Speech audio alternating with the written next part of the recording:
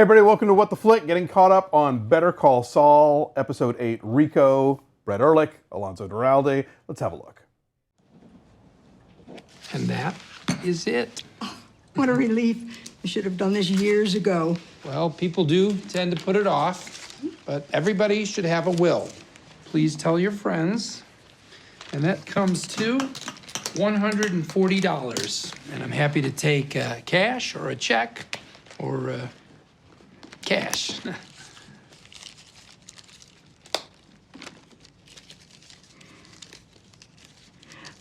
One moment.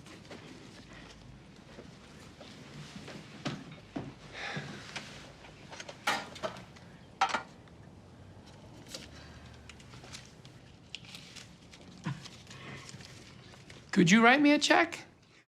Okay.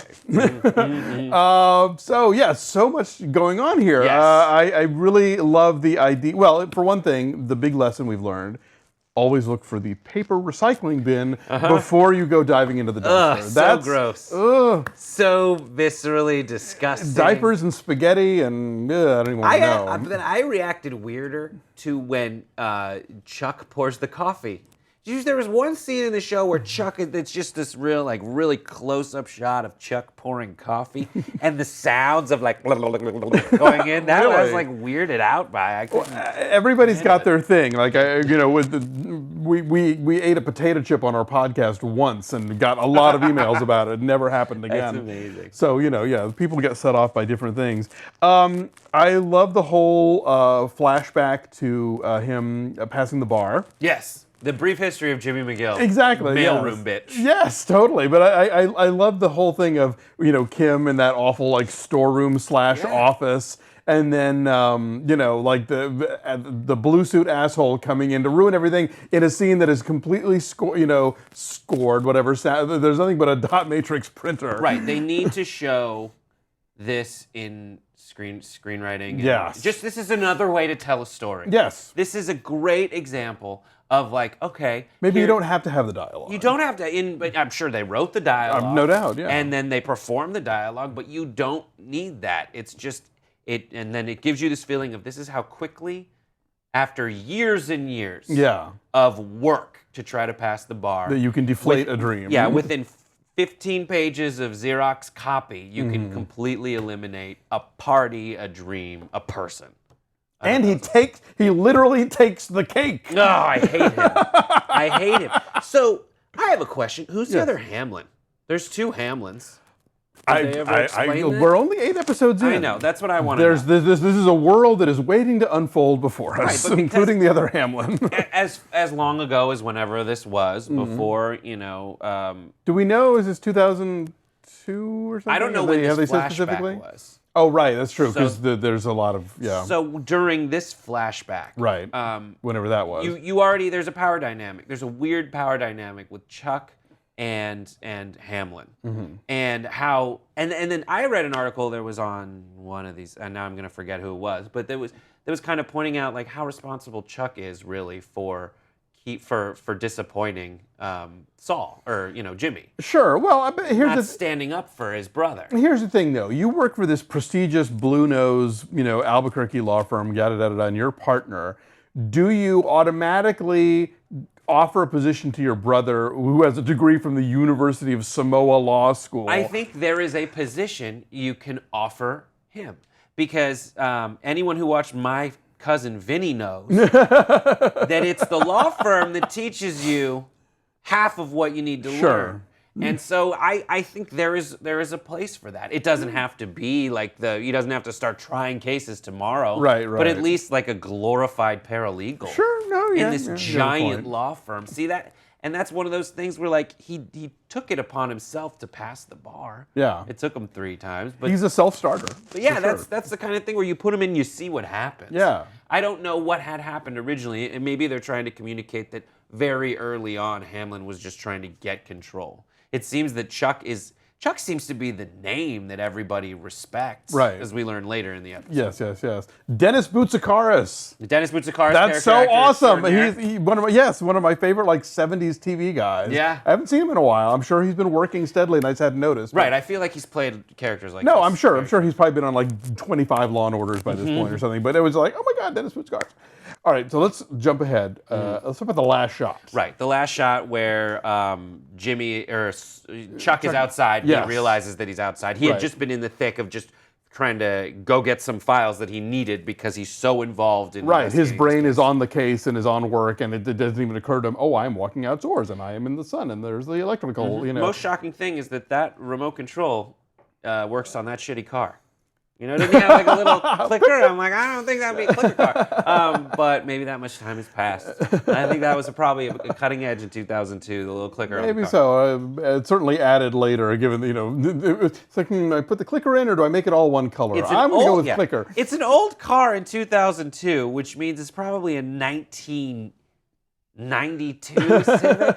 But you can add that after the fact. Right. know. Oh, that's true. Anyway, so, but I watched that last shot a couple of times because it's, you know, the wonderful at a distance kind of thing. And it's like, he doesn't fall over. He doesn't collapse. He just drops the files or whatever it is that's in his hand. He's a smart guy. He kind of notices right now that he might have a mental problem. Right, that as long as if he can distract himself, that obviously it's not an issue. Right, but as soon as you're talking, you have to tell yourself that I have to distract myself. You're probably more sensitive to knowing when you're distracted, which will kick you off back. Right. into the Well, weird. it's like that thing in Hitchhiker's Guide where the whole secret of flying is to try and aim for the ground and miss. Yeah.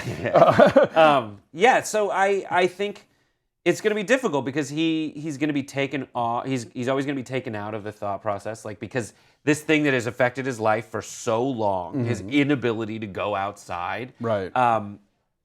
has kind of been cured, at least temporarily, by Sure. working on this case.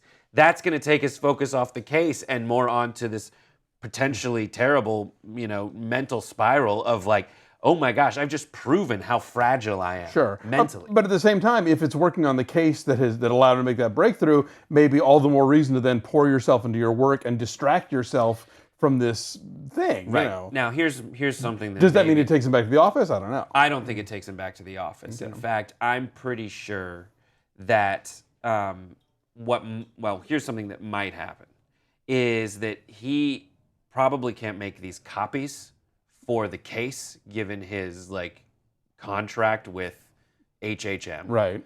But he used his code to make the copies. So he's used company money in order to do outside work.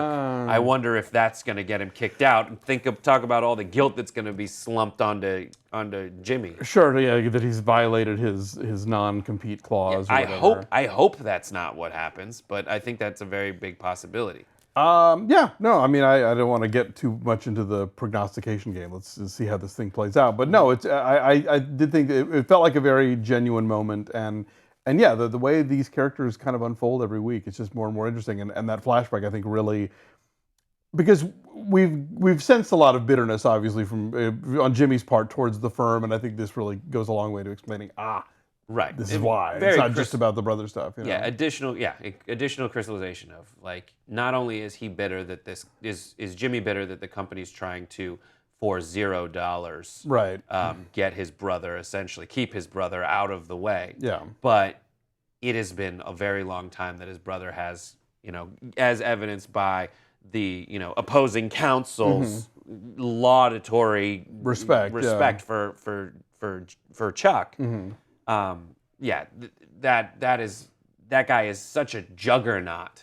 Chuck is such a juggernaut that, you know, how is Jimmy to respond to how much they're trying to kick him to the side? True. But I love the whole, how organic that his sleuthing at the nursing home was, and figuring out bit by bit what's going on. And then the whole, like, I've got IBS, and writing the whole letter of declaration on toilet paper on the back of a legal pad, which I didn't understand why on the back of you've got an entire legal pad. Well, why he not write it pulls on the paper? legal pad open, and he's got writing on all the pages, which doesn't excuse it, because like, you were coming from a meeting, and you didn't have any extra paper to write notes on. Yeah, you were going into a meeting, exactly. Yeah, use the back. I don't know. More dramatic. That's right. the second thing I'm wondering. But anyways, that's I did like the moment where he's like sitting there talking to this woman.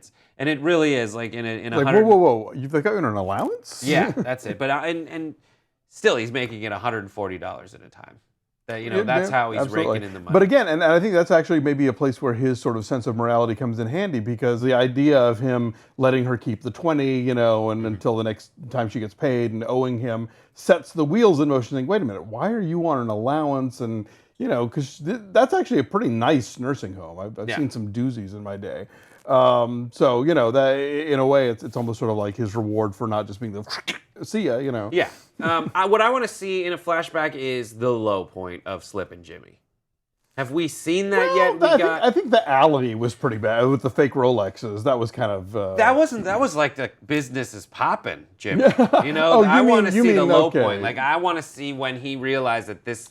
Like what happened? Well, we've seen him go to jail. We've seen him go to jail. Chuck bails him out. Oh, really? Did I miss that? I'm not remembering that. There was an episode where he's in jail and fast talking Chuck, and Chuck's like, no, stop it, get out. Yeah, okay. We're not doing this anymore. Huh? Well, I really enjoy this episode. But if you want more degradation, I'm sure they can dig some up. For I want to see sad Saul. What else? Okay, and then Mike babysits for his daughter-in-law and Kaylee. So when she returns, when his daughter-in-law returns, she says, I was trying to give this money away. Yes. And Mike looks at her, and as she's looking for a moral justification to spend this money, he goes, if you're going to spend it on Kaylee and any good's going to come out of it, you've got to spend this money. Yeah, absolutely. No matter how you came by it. And then afterwards she goes, it's just a drop in the bucket. Right. Now, there was a little ambiguity in how that was played for me, because either she's really sad about how much money is missing, about how much money she owes, or maybe she's just wants money. Did you get that at all? I got that. And then Mike is looking at it. I couldn't tell if he was playing it as, all right, I'm going to have to do what it takes within reason to get more money. Sure, yeah. I mean, it's hard to say. Is she just thinking out loud, or is she like, well, Mike, I really could use a blah, blah, blah. It could go either way. Yeah. But yeah, she's definitely has articulated that in front of him now, and so he, of course, is going to, back to the veterinarian. Right. We had seen the beginning of Mike going and getting. We had seen in history, Mike will do terrible things for money for Kaylee, and we had seen the origin of Mike doing terrible things for money. But this is really where it's like very much. This is the origin of him doing. Well, he wasn't really doing terrible things for money as much as he was doing. He was getting vengeance for his son. I mean that in Breaking Bad, we saw him just like getting paid. Well, sure, later, not for right. pounds and tons and tons of money for himself. He's doing it for Kaylee. Absolutely. We had seen, now this is where those two parts of him, like, I would do things, I get a kickback. That's just how it works in the police department. Right. And this is me doing that for Kaylee. Yeah, I have to take care of my granddaughter. And it's weird, and it also kind of, again, in the way that so much of this show sort of is interestingly informed by what we know from Breaking Bad, the idea that he and the daughter-in-law sort of grow estranged, quite possibly over the stuff that he's doing for her and for her daughter, But he's still, I think maybe when I think about it, that way Mike, Erman Trout played it was that he's like, oh crap, now I'm weighing how much I have to do and how bad it has to be given how much I need to provide for this family. Right. And he even says that at the end. He's like, it depends on how much and what you want me to do. But yeah, this is where that road starts. Yeah, I like it. I'm trying to find anything bad about it. I don't see anything bad. This is a great show. I mean, 8 episodes, and there's not really been a misstep yet. So. Yeah. So I'm glad. I'm happy. Really? I'm happy about it. Keep it up, Better Call Saul. We'll be back next week.